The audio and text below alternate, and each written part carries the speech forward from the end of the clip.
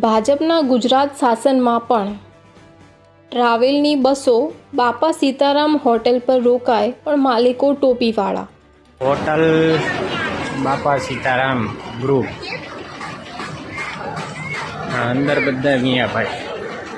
અમે સુરતથી સૌરાષ્ટ્ર તરફ જઈએ છીએ અને હોટલ છે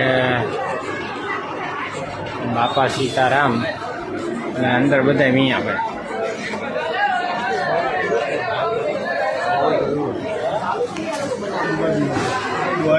હોટલ માલિક મિયાભાઈ।